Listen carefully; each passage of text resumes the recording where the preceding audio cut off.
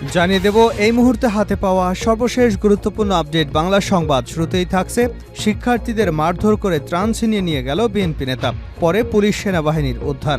নোয়াখালীর কবিরহাটের সুন্দরপুর ইউনিয়নে বিএনপির সভাপতি মোহাম্মদ ইকরামের বিরুদ্ধে শিক্ষার্থীদের ত্রাণ সামগ্রীর ৬০০ প্যাকেট ছিনিয়ে নেবার অভিযোগ উঠেছে। এ সময় বিএনপি নেতা ইকরামের অনুসারীর এক শিক্ষার্থীকে কুপিয়ে এবং আরেকজনকে বেধড়ক পিটিয়ে গুরুতর আহত করে। পরে খবর পেয়ে পুলিশ ও সেনাবাহিনী ত্রাণ সামগ্রী উদ্ধার করে। এবারে জানাবো ছাত্রলীগ কর্মীকে গণধুলাই দিয়ে পুলিশে দিলেন শিক্ষার্থীরা। রাজধানীতে ছাত্রলীগের এক কর্মীকে গণধুলাই দিয়ে পুলিশে দিয়েছেন শিক্ষার্থীরা। বুধবার দুপুর 12:30টার দিকে পুরান ঢাকার বাহাদুর শাহ পার্কে ঘটনা ঘটে। জানাবো ১ লাখ কোটি টাকা আত্মসাৎ উদ্ধারের উদ্যোগ সরকারের। দেশের বিভিন্ন খাত থেকে ১ লাখ কোটি টাকা আত্মসাৎ করা হয়েছে বলে ধারণা করা হচ্ছে। এসব অর্থ উদ্ধারের জোর প্রচেষ্টা চালাচ্ছে বাংলাদেশ ব্যাংক ও অন্তর্বর্তীকালীন সরকার। এ টাকা উদ্ধারের পর ব্যাংকিং খাতকে ঢেলে সাজানো হবে বলে জানানো হয়েছে। জানিয়ে দেব ষড়যন্ত্রকারীরা থেমে নেই আমির খসরু।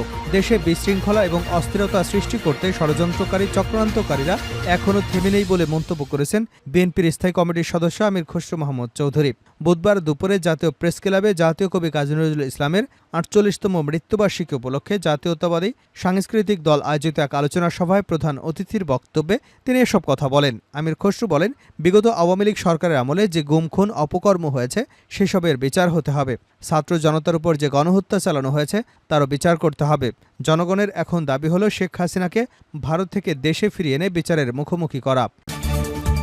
এদিকে সালমান এফ রহমান কোনো অ্যাকাউন্টে লেনদেন করতে পারবেন না। সাবেক প্রধানমন্ত্রী শেখ হাসিনার বেসরকারি শিল্প ও বিনিয়োগ উপদেষ্টা সালমান এফ রহমান তার সকল ব্যাংক অ্যাকাউন্ট জব্দ করা হয়েছে।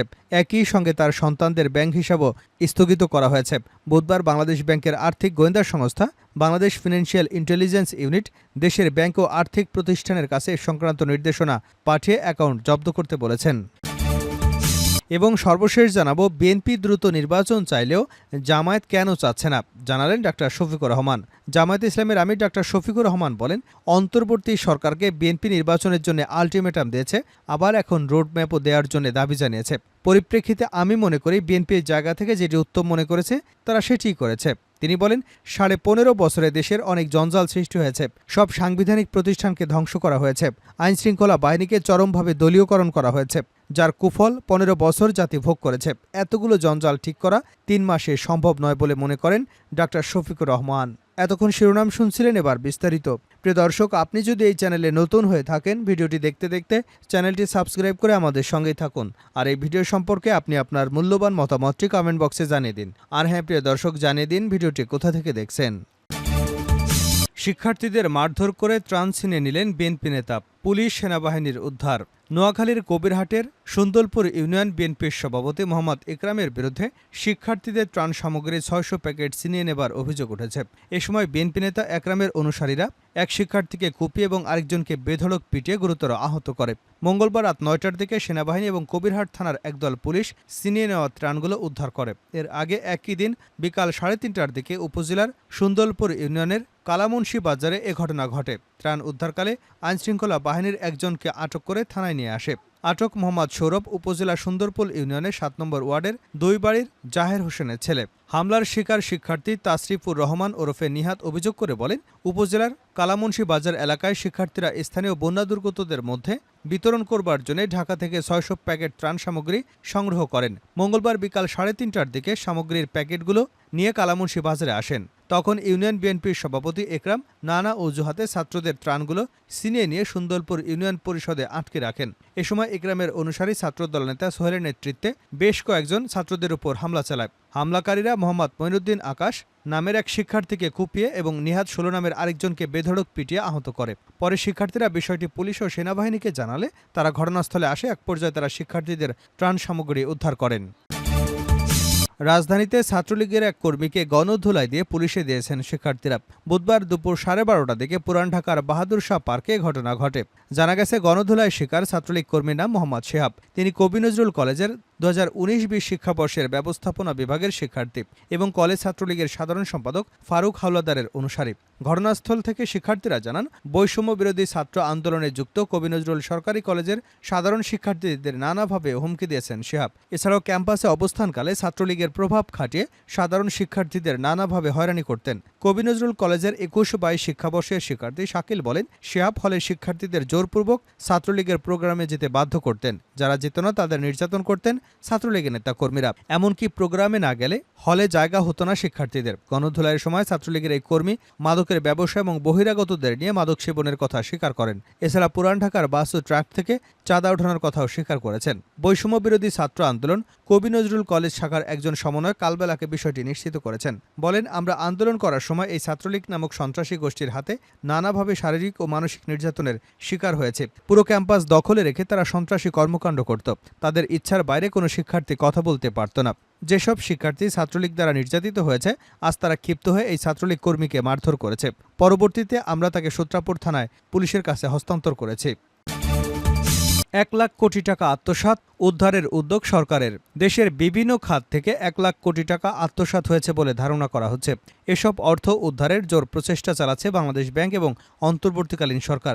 এ টাকা উদ্ধারের পর ব্যাংকিং খাতকে ঢেলে সাজানো হবে বলে জানানো হয়েছে। আজ বুধবার অন্তর্বর্তীকালীন সরকারের প্রধান উপদেষ্টা প্রেসউইং থেকে এসব তথ্য জানানো হয়েছে। প্রধান উপদেষ্টার প্রেসউইং জানায়, দুর্নীতিবাজদের আত্মসাৎ করা অর্থ এবং দেশে ও বিদেশে রাখা উভয় সম্পদ পুনরুদ্ধারে জোর প্রচেষ্টা চালাচ্ছে বাংলাদেশ ব্যাংক এবং অন্তর্বর্তীকালীন সরকার। একই সঙ্গে দেশের ব্যাংকিং খাত পুনর্গঠনের জন্য উল্লেখযোগ্য প্রচেষ্টা চালাচ্ছে তারা। এছাড়া আর্থিক খাতকে আন্তর্জাতিক মানে উন্নীত করবার বৃহত্তর উদ্যোগের অংশ হিসেবে বিদেশে পাচার হওয়া এসব সম্পদ ফিরিয়ে আনার উদ্যোগ গ্রহণ করা হচ্ছে। প্রক্রিয়াটি জটিল এবং সময় সাপেক্ষ বলে স্বীকার করে সরকার আর্থিক খাতে সংস্কারের অঙ্গীকারের উপর জোর দিয়েছেন। এই কৌশলের মূল উপাদান হল ব্যাংকিং কমিশন প্রতিষ্ঠা করা, যা প্রতিটি সংশ্লিষ্ট ব্যাংকের বিষয় তদন্ত, দুর্নীতির পূর্ণাঙ্গ মাত্রা উন্মোচন এবং কর্মপরিকল্পনা তৈরি করবে। সারা বিশ্বের ব্যাংকিং নিয়ম মেনে চলা নিশ্চিত করতে এই খাতকে ঢেলে সাজাতে পরিকল্পনাটি 6 মাসের মধ্যে বাস্তবায়ন করা যেতে পারে। বাংলাদেশ ব্যাংক এবং সরকারের লক্ষ্য হচ্ছে আন্তর্জাতিক সব মান নিশ্চিত করতে সক্ষম হওয়া এবং একটি শক্তিশালী ব্যাংকিং ব্যবস্থা গড়ে তোলা। তবে এই লক্ষ্য অর্জনে কার্যক্রমের শুরু থেকেই শেষ পর্যন্ত আন্তর্জাতিক কারিগরি সহায়তা এবং অর্থায়ন প্রয়োজন হবে। অসাধু ব্যবসায়ী এবং প্রভাবশালী ব্যক্তিরা ব্যাংকিং খাত থেকে বিপুল পরিমাণ অর্থ আত্মসাৎ করেছেন। প্রতারণার মাধ্যমে বিদেশে অর্থ পাচারের বিষয়টি প্রকাশের পরিপ্রেক্ষিতে এসব সংস্কার করা হচ্ছে। প্রাথমিক হিসাব অনুযায়ী আত্মসাৎ করা মোট অর্থের পরিমাণ 1 লাখ কোটি টাকা ছাড়িয়ে যেতে পারে। তবে সঠিক সংখ্যা নির্ধারণে এখনও কাজ চলছে। এই কেলেঙ্কারির সঙ্গে জড়িত বেশ কয়েকটি ব্যাংক সংস্কারের উদ্যোগের অংশ হিসেবে বেশ কিছু পদক্ষেপ নেওয়া হয়েছে। এর মধ্যে রয়েছে ইসলামিক ব্যাংক, সোশ্যাল ইসলামী bank, national bank, United commercial bank, global ইসলামী ব্যাংক, ইউনিয়ন ব্যাংকের বোর্ড পুনর্গঠন করা হয়েছে। এছাড়াও ক্ষতিগ্রস্ত ব্যাংক এবং আর্থিক প্রতিষ্ঠানেও একই ধরনের ব্যবস্থা বাস্তবায়ন করা হবে। পাচার হওয়া অর্থের অনুসন্ধান এবং সেগুলো ফিরিয়ে আনতে সরকার বিদেশি সংস্থাগুলোর সহায়তাও চেয়েছে। নতুন ব্যবস্থাপনায় দলগুলো ব্যাংকগুলোর নিয়ন্ত্রণ নেবার সঙ্গে সঙ্গে তারা আত্মসাৎ করা অর্থের পরিমাণে সঠিক তথ্য সংগ্রহ এবং সেগুলো পুনরুদ্ধারে ভূমিকা রাখতে দায়বদ্ধ থাকবেন। ষড়যন্ত্রকারীরা থেমে নেই, আমির খসরু। দেশে বিশৃঙ্খলা এবং অস্থিরতা সৃষ্টি করতে ষড়যন্ত্রকারী চক্রান্তকারীরা এখনও থেমে নেই মন্তব্য করেছেন বিএনপির স্থায়ী কমিটির সদস্য আমির খসরু মোহাম্মদ চৌধুরী। বুধবার দুপুরে জাতীয় প্রেস ক্লাবে জাতীয় কবি কাজী নজরুল ইসলামের ৪৮তম মৃত্যুবার্ষিকী উপলক্ষে জাতীয়তাবাদী সাংস্কৃতিক দল আয়োজিত এক আলোচনা সভায় প্রধান অতিথির বক্তব্যে একথা বলেন তিনি। আমির খসরু বলেন, বিগত আওয়ামী লীগ সরকারের আমলে যে গুম-খুন অপকর্ম হয়েছে সেসবের বিচার হতে হবে। ছাত্র জনতার উপর যে গণহত্যা চালানো হয়েছে তারও বিচার করতে হবে। জনগণের এখন দাবি হলো শেখ হাসিনাকে ভারত থেকে দেশে ফিরিয়ে এনে বিচারের মুখোমুখি করা। তিনি বলেন, আওয়ামী লীগ বলেছিল ক্ষমতা হারালে বিএনপি নেতাকর্মীরা তাদের নেতাকর্মীদের হত্যা করবে। ছাত্র জনতার গণঅভ্যুত্থানে আওয়ামী লীগ সরকার ক্ষমতাচ্যুত হলে সারা দেশ থেকে তাদের কোনো নেতাকে বিএনপির কেউ হত্যা করেনি। দেশের জনগণ কোথাও তা দেখেনি, কারণ বিএনপি কখনো প্রতিহিংসায় রাজনীতি করে না। বিএনপি গুম-খুন সন্ত্রাসে বিশ্বাস করে না। সালমান এফ রহমান কোনো অ্যাকাউন্টে লেনদেন করতে পারবেন না। সাবেক প্রধানমন্ত্রী শেখ হাসিনার বেসরকারি শিল্প ও বিনিয়োগ উপদেষ্টা সালমান এফ রহমানের ব্যাংক অ্যাকাউন্ট জব্দ করা হয়েছে। একই সঙ্গে তার সন্তানদের ব্যাংক হিসাবও স্থগিত করা হয়েছে। বুধবার বাংলাদেশ ব্যাংকের আর্থিক গোয়েন্দা সংস্থা বাংলাদেশ ফিনান্সিয়াল ইন্টেলিজেন্স ইউনিট দেশের ব্যাংক এবং আর্থিক প্রতিষ্ঠানের কাছে এ সংক্রান্ত নির্দেশনা পাঠিয়ে অ্যাকাউন্ট জব্দ করতে বলেছে। বিএফইউ সংশ্লিষ্ট এক ঊর্ধ্বতন কর্মকর্তা সংবাদ মাধ্যমকে এ তথ্য নিশ্চিত করেছেন। হিসাব জব্দ করাদের ব্যক্তিগত অ্যাকাউন্টের মাধ্যমে সব লেনদেন বন্ধ থাকবে। আগামী ৩০ দিন এসব হিসাবে কোনো ধরনের লেনদেন করা যাবে না। প্রয়োজনে লেনদেন স্থগিত করার সময় বাড়ানো হবে। লেনদেন স্থগিত করার এই নির্দেশনার ক্ষেত্রে মানি লন্ডারিং প্রতিরোধ বিধিমালা সংশ্লিষ্ট ধারা প্রযোজ্য হবে বলে বিএফআইইউর চিঠিতে বলা হয়েছে।